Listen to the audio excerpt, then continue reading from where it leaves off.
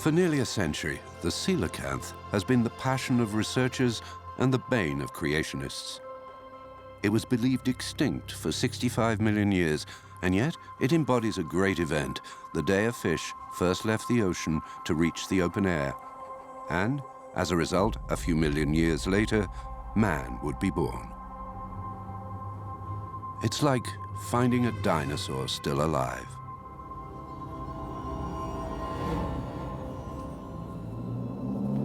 Paleontology teaches us that 500 million years ago, certain soft-bodied animals were endowed with spines. Stronger than the others, they made great evolutionary strides and conquered new spaces. They formed the family of vertebrates that separated into two branches 380 million years ago. Some continued to evolve underwater into the fish we know today. Others, though, made dry land and became amphibians, reptiles, birds, and mammals. The coelacanth appeared at around the time of this evolutionary bifurcation. So the coelacanth is the most important zoological discovery of the 20th century.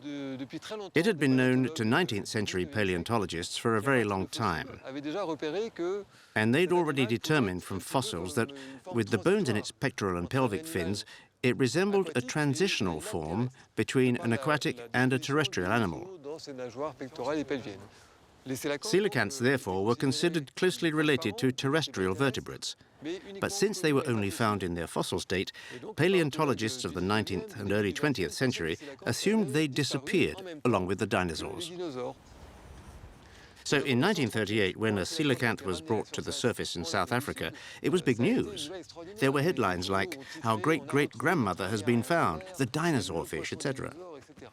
It's been in formalin for 50 years and it's still well preserved. But I did rinse it a bit. With the discovery in 1938 of a coelacanth caught in the nets of a South African fisherman, paleontologists' dreams were coming true. Now they'd be able to understand the conditions which led to the vertebrates leaving the water, especially when they discovered it had primitive lungs. In the 1950s, it created a frenzy among researchers. Catches increased, and science was able to understand its anatomy down to the smallest detail.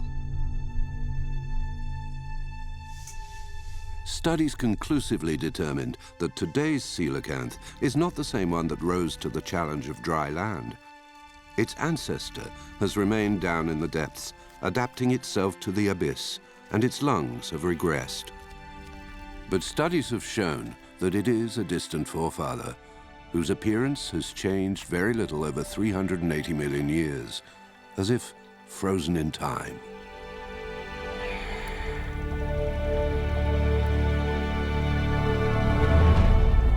The first encounter between a man and a coelacanth was back in 2000. It was not until 2010, though, that this unlikely event would be photographed and shown to the world, proof that we can now study the coelacanth in its natural environment at a depth of 120 meters.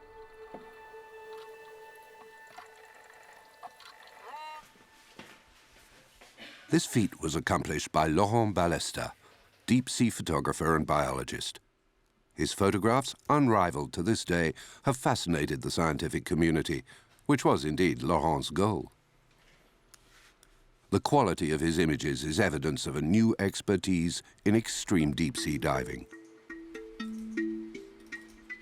Now research on the coelacanth could become much more ambitious, taking DNA samples from a maximum of coelacanths without harming them, studying their mysterious peduncle fins with a specially invented slow-motion 3D camera, and finally, attempting to tag them in order to study migration patterns.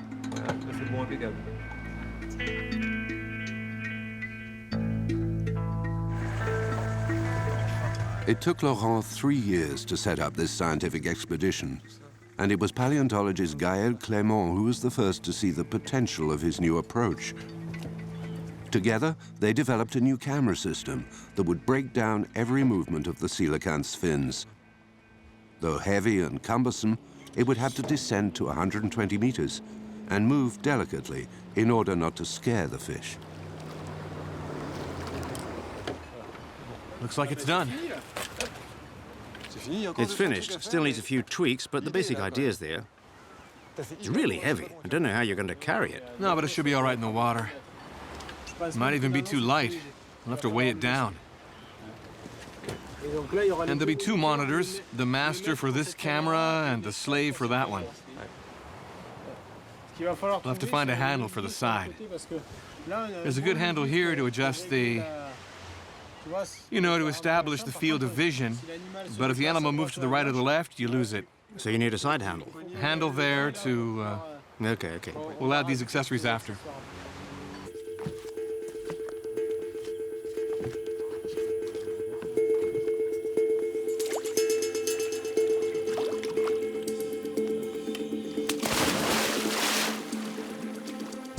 Focusing this dual camera, nicknamed the giraffe, takes hours of practice. The most difficult thing will be to get the coelacanth in the crossfire of the two lasers. This is the mission's most important piece of equipment because it means fin movements can be analyzed in 3 dimensions. And those fins are the origins of our own arms and legs.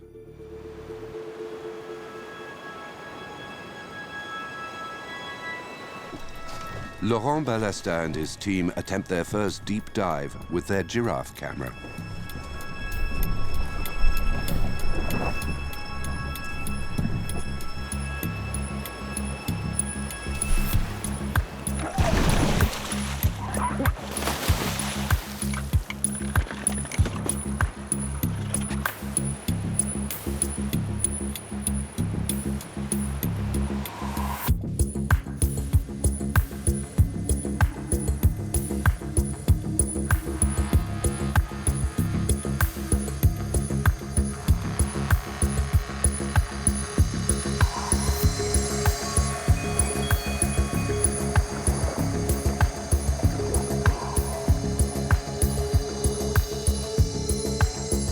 Deep-sea diving has undergone a revolution with the development of new, self-contained breathing systems. Aqualung systems that recycle exhaled air to increase their self-sufficiency. With each breath, the gas mixture is analyzed, carbon dioxide is expelled, then enriched with oxygen, and it's all managed electronically and controlled by the diver.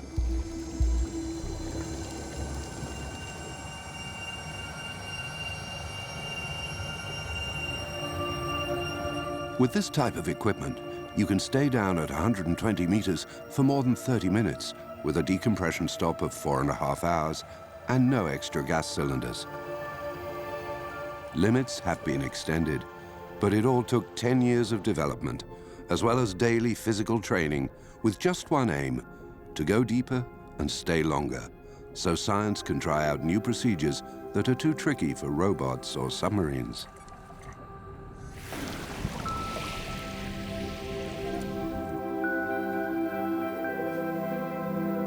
These are groundbreaking images, but researchers also want to know more about the coelacanth's migrations.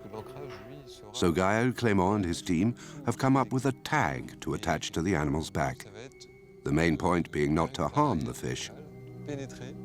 Laurent will thus slip between the scales a hook attached to the tag, which will continuously monitor the depth, brightness, and temperature of the water.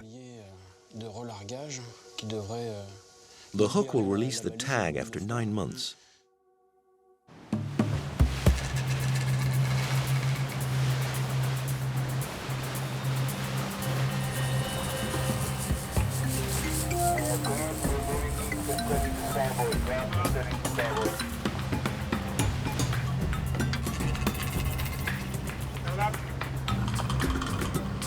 For over a decade, South African scientists have been sending down remote-controlled robots to explore the Sodwana canyons in search of coelacanths. Peter Tim discovered the hiding place of the coelacanth, the rarest and most sought-after fish in the scientific world. Yeah, there's a U-shaped cave. Yeah, that's it. Peter knows that the coelacanth is particularly fond of the caves formed over 20,000 years ago, at a time when the sea level was 120 meters lower. It was here back in 2000 that Peter came face to face with the animal.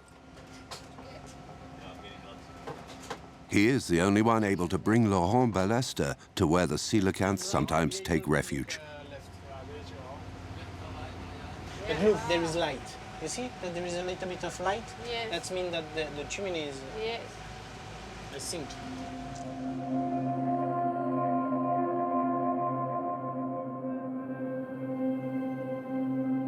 The canyon they want to explore is gigantic. There are hundreds of caves where the coelacanth may be hiding. Laurent has to find them, and that means really believing it's possible.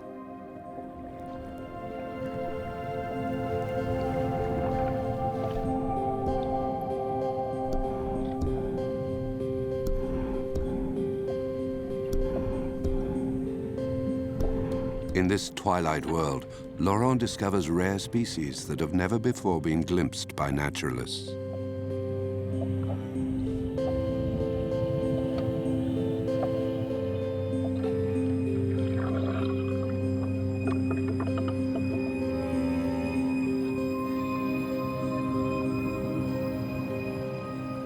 But the main quest is still for the coelacanth.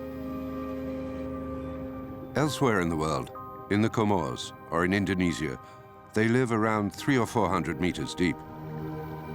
At those depths, only robots can be used. The Sodwana Canyons off South Africa are the perfect opportunity. Coelacanths have never swum as high as 120 meters, and scientists have never dived so deep. It's as if each has made an effort to meet the other.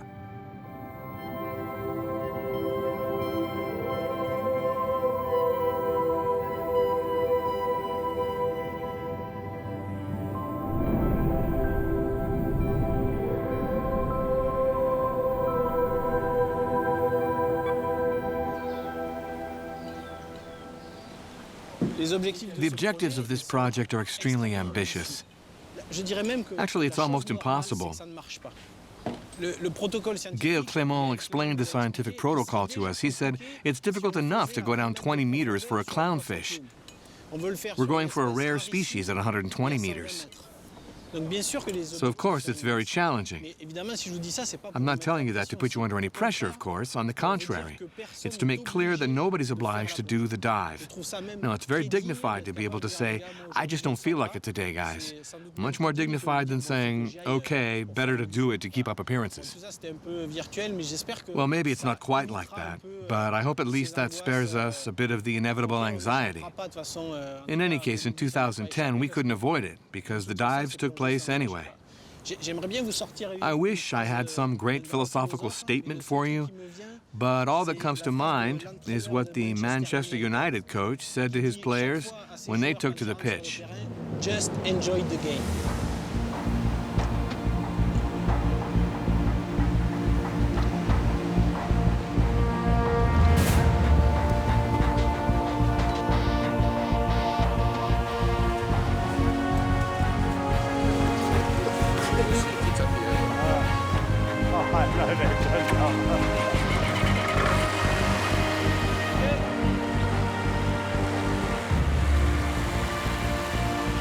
It's the first day of scientific diving. 5 divers are preparing to spend more than 4 hours underwater, 30 minutes of which will be more than 100 meters deep.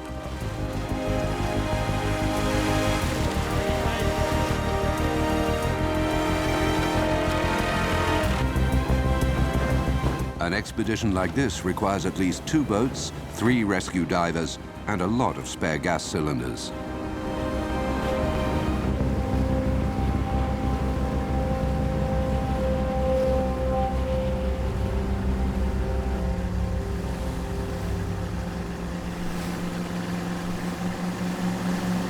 Okay, Bob, right.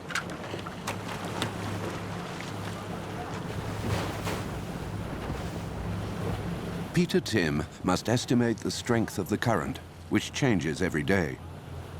The buoy thrown overboard is monitored by a GPS system. It will drift for exactly 5 minutes. How long, Bob? 4 minutes. From it, Peter deduces the speed of the surface current to determine the exact location of the dive. Done 100 meters in 5 minutes. So there's very little current, but it's going that way. So we'll drift from the deep water going to the shallow. The shallow is that side. So we're on the other side of the canyon now. We're normally that side, we're this side now. But the current will take us to the shallow water.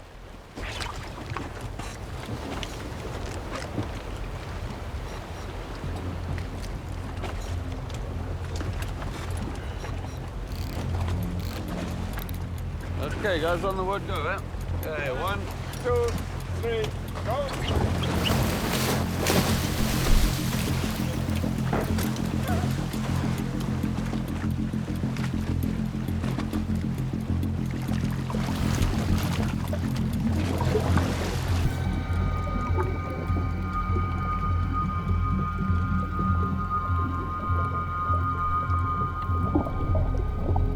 The 5 divers have begun their descent immediately, so as not to be carried away by the surface current, which is often stronger than the one deep down.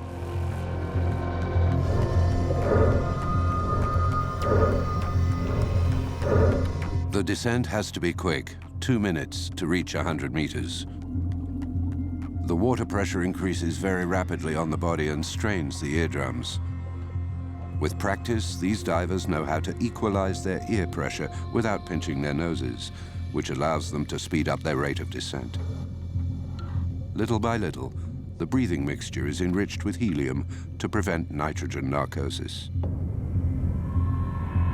Will they land in the right spot, or should they keep going? A huge site for very few coelacanths, and every minute counts. The search begins.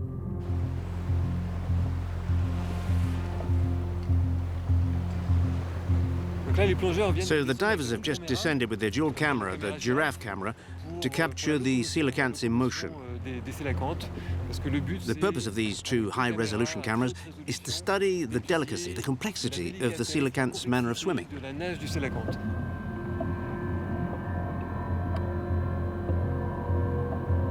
The smallest cavity must be explored, so some of the divers even have to descend to more than 135 meters.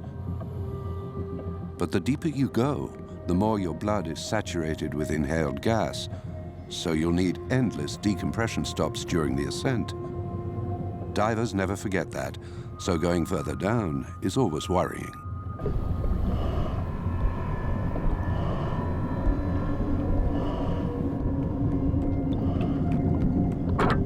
With the giraffe waiting nearby, Laurent continues his search between 120 and 135 meters. And his efforts are soon rewarded.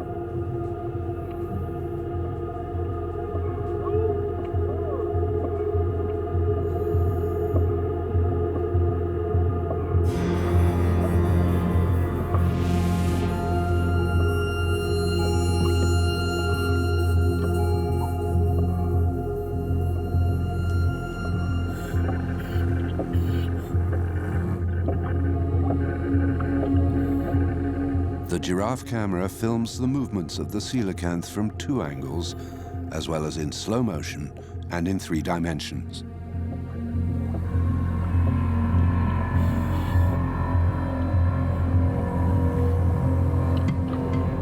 Lasers are used to guide the cameraman, who must only start filming when the beams hit the animal's body.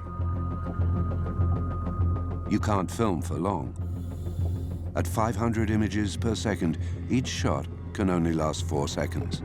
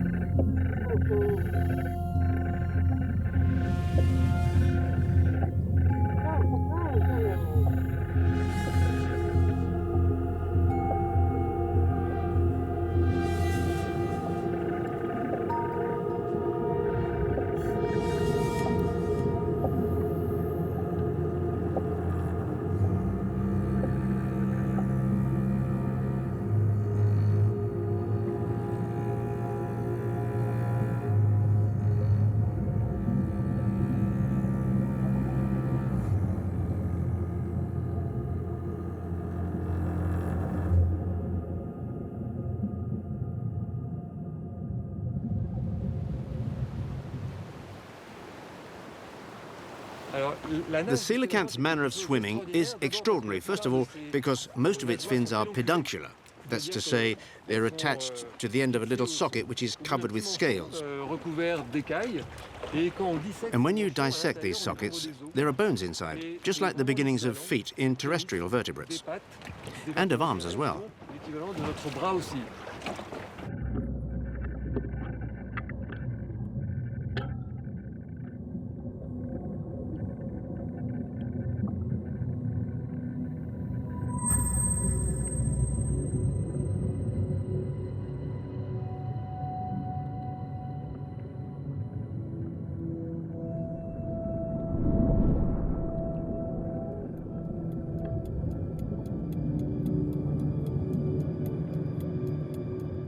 The divers have been down deep for 20 minutes now, but have only had 12 minutes with the coelacanth. Time's going by. They know that just 6 additional minutes at 100 meters will cost them an extra hour of decompression.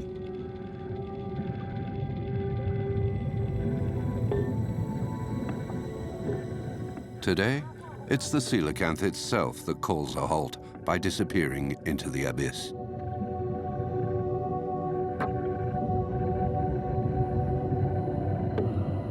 The divers begin their ascent, and immediately signals are sent up.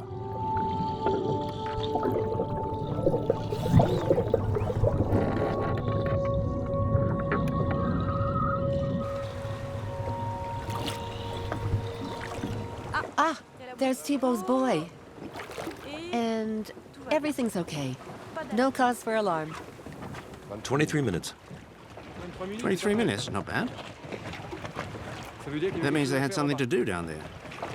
We'll have to wait a few hours now to get the whole story. Well, now we're happy. All the buoys are up, no emergency signals. Now we just keep an eye out from time to time. 30 minutes after the signals come up, Saint-Louis joins the other divers 40 meters below at the first decompression stop to make sure everything's okay and to check each diver's decompression time. So we're happy. 5 boys, 5 divers down there. No more stress. All we're waiting for now is to see what's written on the board. Because then we'll know if they saw the coelacanth or not, and if they managed to film it. We're on borrowed time. Absolutely. I'm living on borrowed time right now. This slate is the only link between the divers and the scientists waiting at the surface. Gombessa, yes, big, very big. Big. If he wrote big, very big... It must be big. Exactly. Maximum depth, 114. But it's not huge. They must have spent the entire dive with it because it went back up to the sandy shoal. That's the best thing they could have hoped for.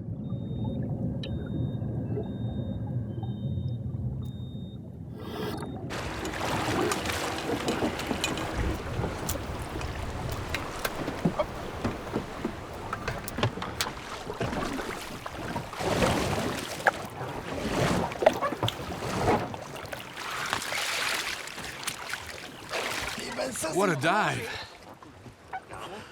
It's so great to see it. In fact, I had it planned out. When you get in front of the cave, now I know at what depth you have to be to see it far enough ahead and still be 5 or 10 meters outside. So I arrived and I was well balanced. I still had my lamp shut off. I tried to get used to the darkness. I turned it on and then it's 2 eyes there at the back.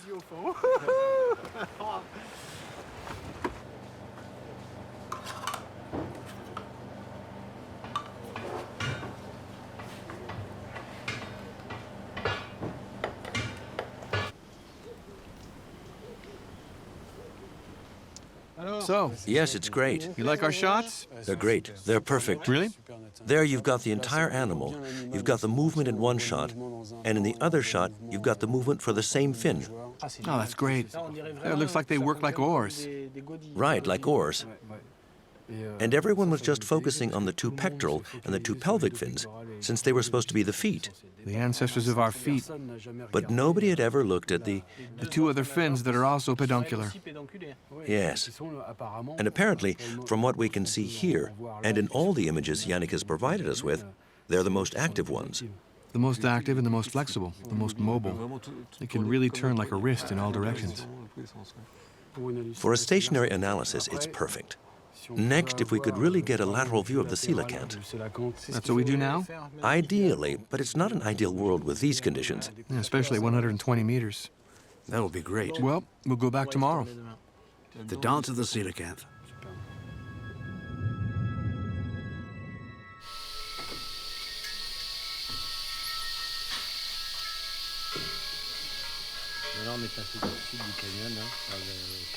The days go by and the dives continue. Everything goes smoothly. The atmosphere remains studious and focused, with an emphasis on security.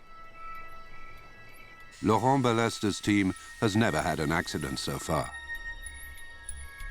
The scientific protocol is becoming more complex, and the team finally gets the authorization from the Isimangaliso Wetland Park to tag the coelacanth.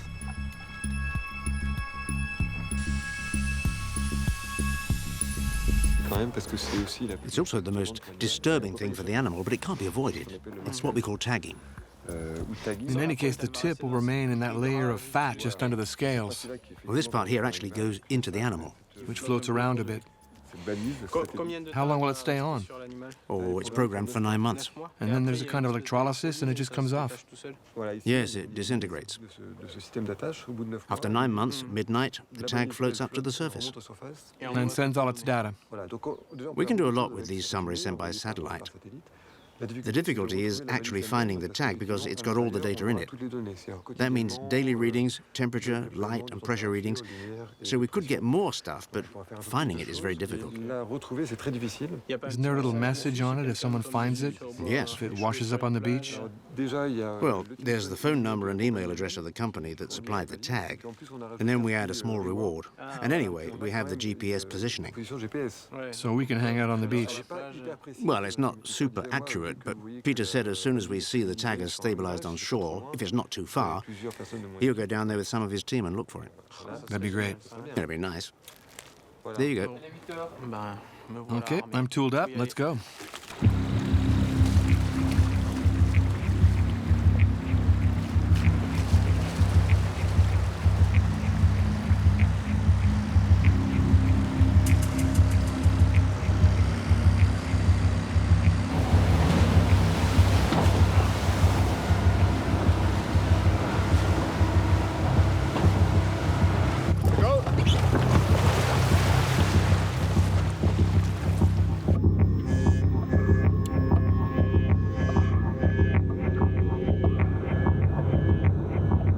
This dive didn't go as smoothly as usual.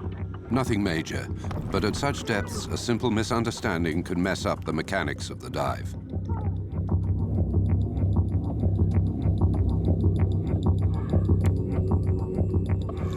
The coelacanth was outside its cave, but not placed right, and the divers couldn't complete all their experiments. We had to take DNA samples. We had to test whether the fish was willing to eat the bait we offered it. Plus, we had to use the giraffe. So a lot of things to do, too much protocol and too much underwater confusion. We didn't know whether to please the scientists or concentrate on the filming. We had so much to do, we didn't know what to think. As a result, we were disorganized. We didn't really take advantage of the few minutes we had on the bottom. And in the end, we ended up with a lot of decompression stops and not much to show for it. Not much in terms of scientific experiments or filming either. It's very difficult for a scientist. We have so little time. We really want to get results, so we ask them, so can you do that? Yes. And that too? Yes. And that? Yes. I think the divers try to do their best. They say yes when I think they should have told me no.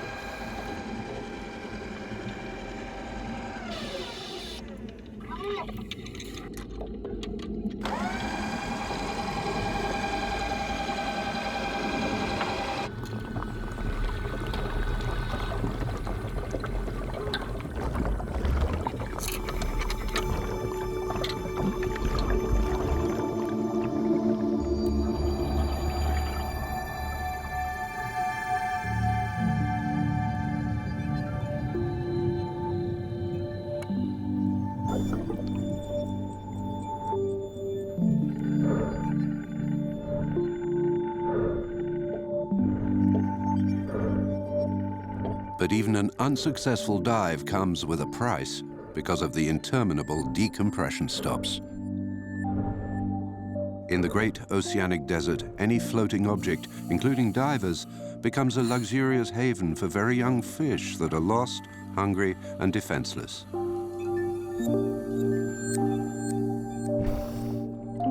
Over the hours, the divers attract more and more unusual encounters, which just end up by distracting them.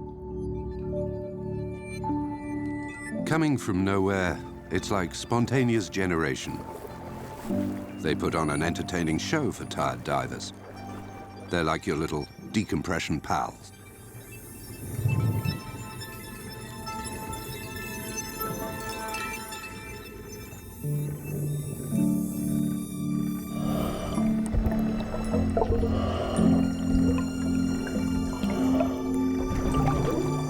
But when you attract small fish, you also attract the big ones.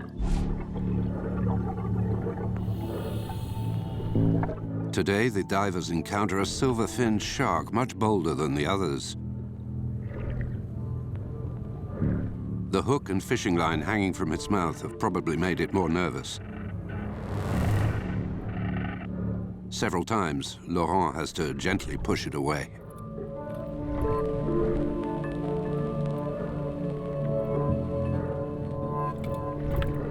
But this unexpected visitor isn't the worst news.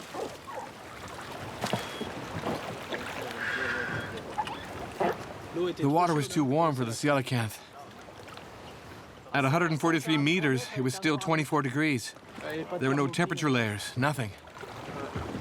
That's bad news for the end of the mission. Never mind. We'll see.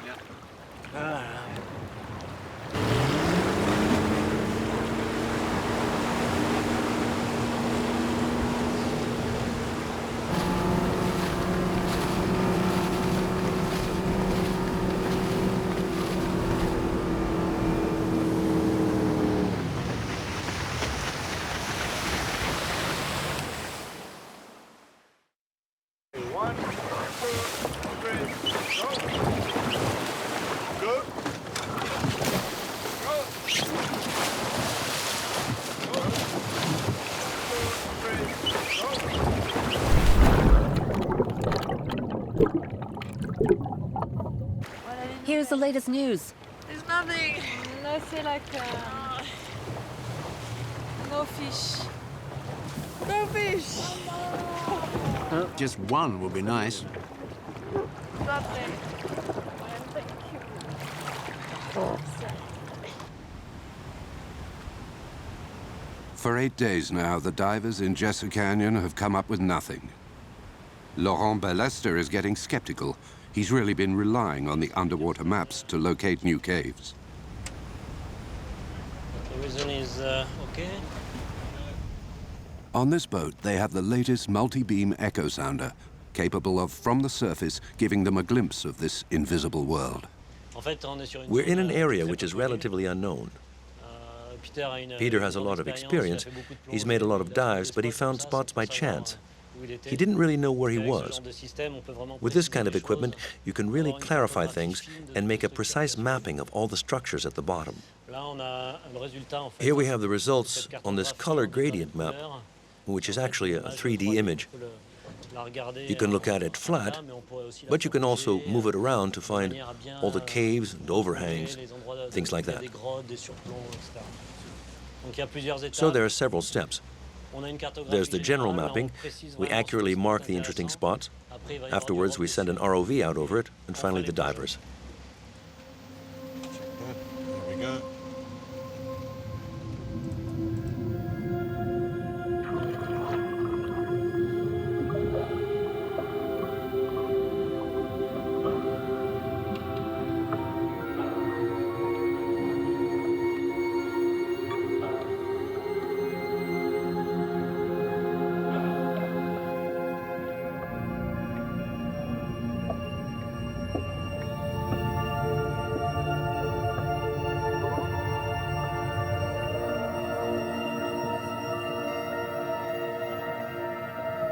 Despite the technology and all the new caves identified, the coelacanth still can't be found.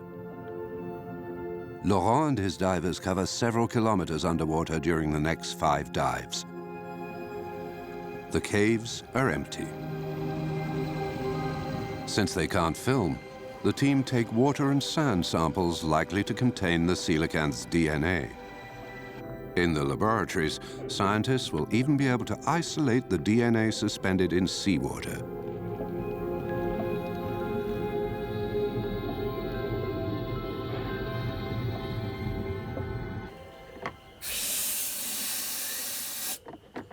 There's only 1 week of diving left, and the scientific protocols are far from complete. Laurent really needs to know, do the coelacanths return to their caves at other times of the day? How do they come and go? What are their habits? This is surely Laurent's last chance to come up with answers about this enigmatic fish.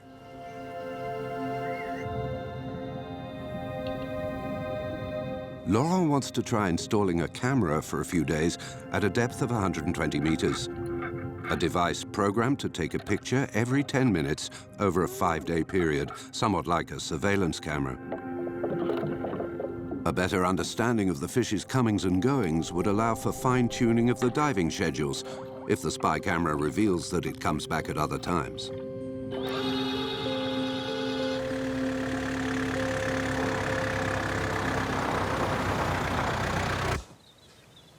Five days later, they're still waiting. The pictures are in. The moment of truth is near. We're all with you. It'll all start near the surface, I think. There's the cap. That was the day it was set up. For the moment, the cave is empty. The sun's rising. So that's Saturday.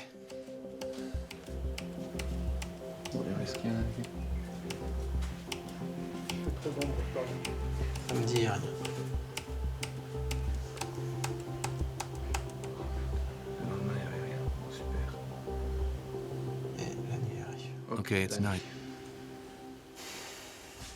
A day and a half. It's out of focus. Sunday. Sunday, no coelacanth in the cave.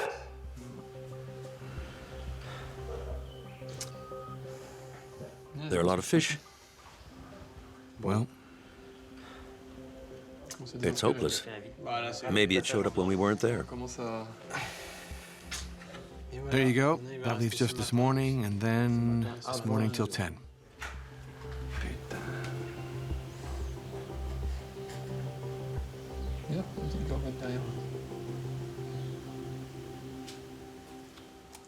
Shit. Yeah, shit. No coelacanth for 8 days. Theoretically, the water at 110 meters is too warm at the moment. 24 degrees, which is way too high for those depths. So we're waiting for underwater tide changes, so there'll be colder water at the 110 meter level in the caves. But it's been 8 days with no coelacanth. So it's very stressful waiting for the weather and current changes.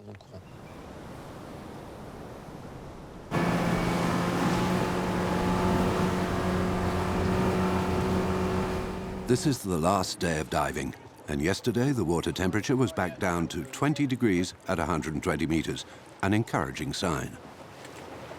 The last dive will take place in Jessa Canyon's main cave, where the coelacanths were last seen. The tag has been activated. This will be the most important operation as the mission winds up. This is it. If we can stop worrying and start concentrating, because there won't be a second chance. 1, 2, 3, go!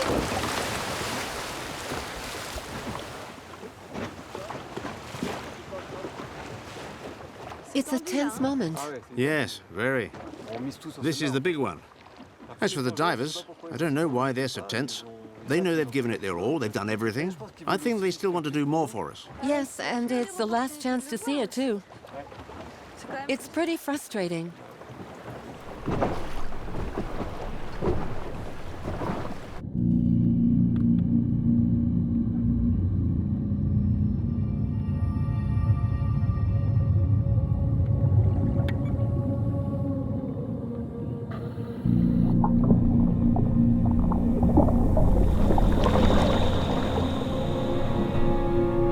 The descents are faster and faster, as if the divers no longer suffer from the pressure, but rather embrace it. Like astronauts landing on another planet, they're in a kind of time warp. 2 minutes to go down 100 meters, but 4.5 hours to come back up. A universe 1,000 times more dense than our atmosphere, and with 10 times the pressure. A parallel world, just 100 meters from our own.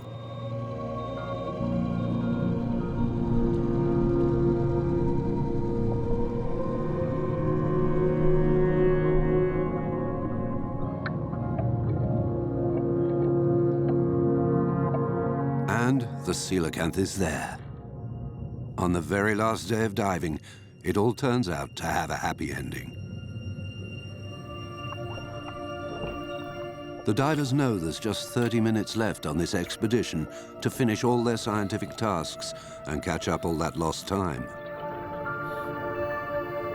They begin by taking a DNA sample. With a cotton swab on the end of a pole, they stroke the coelacanth to get a mucus sample. This way, they can find out if the different South African coelacanths are all members of the same family.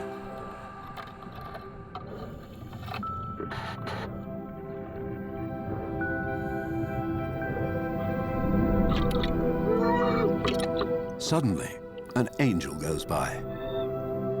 A manta ray appears over their heads. It's an exciting event, but nothing must now distract them from their mission. Every second counts.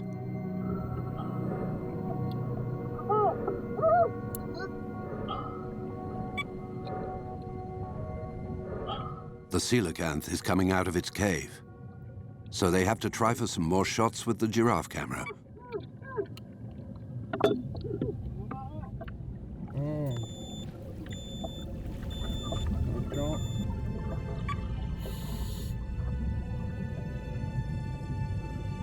These shots, with the coelacanth swimming and moving about, are what they've been waiting for.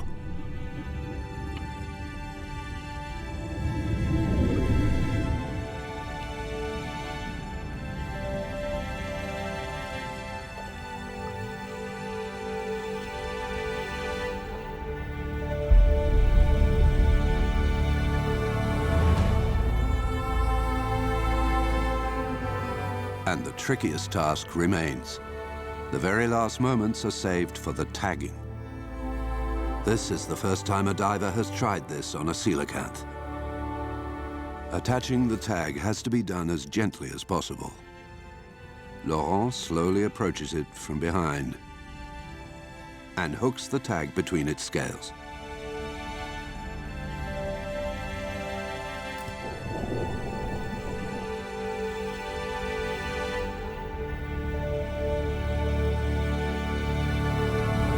For 9 months, this little tag will record the movements of the coelacanth. Then it will detach automatically and float to the surface to deliver its data to science.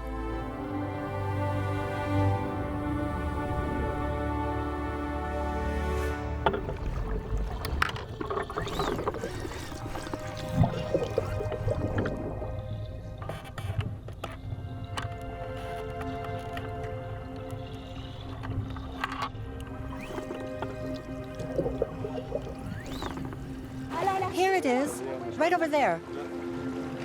Ah, voilà. So ah! No! They tagged it. No! Okay.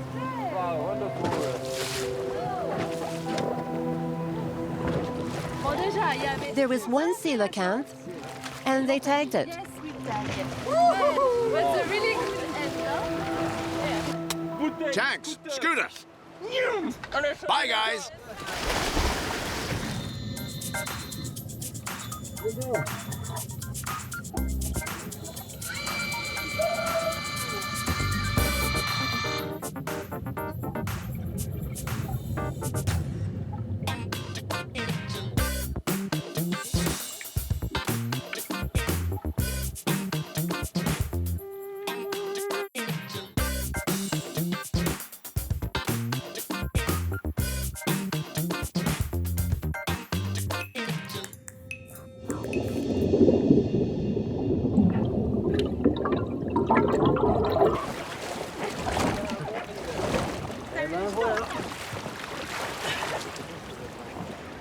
So there you go, finished.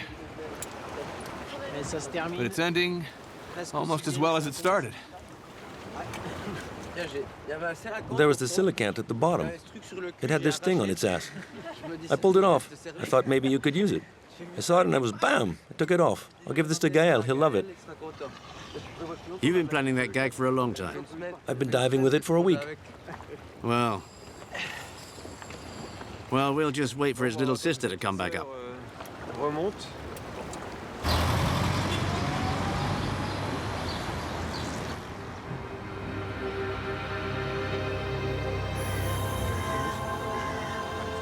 It will take months, even years, for the researchers at the Museum of Natural History in Paris to analyze all the data accumulated during the 6 weeks of this mission in South Africa. Man can now meet with coelacanth, and a whole new era for researchers opened up. You really feel like you're swimming with a coelacanth. Yes. See how it stabilizes itself. These images can be transferred to a program that can simulate how the coelacanth swims. And we'll even be able to look through the scales and see the skeleton of the fins in motion.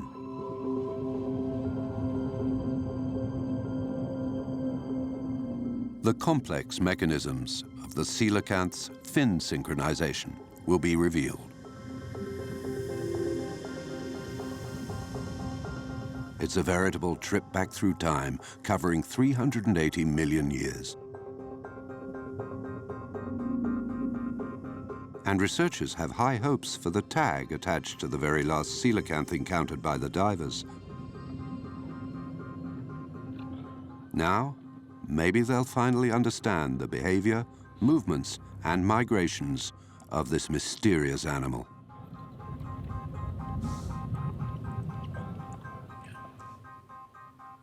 And there, the coelacanth isn't stressed at all. It's swimming. It's fluid.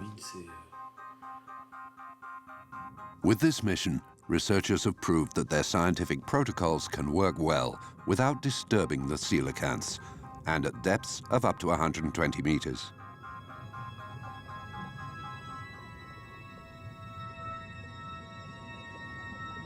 To meet the coelacanth was a childhood dream for Laurent Ballester, and never before has he gone so far in all his three passions: diving, photography, and science.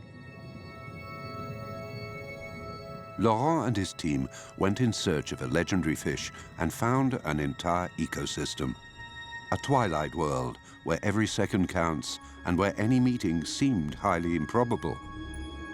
But that brief encounter, when it came, was an unforgettable one.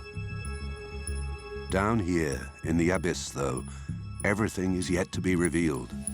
And in his quest for the coelacanth, Laurent Ballester discovered and photographed two other fish hitherto completely unknown to science. A new world is there for the divers to explore. Of course, there's only one coelacanth, but there will always be other adventures.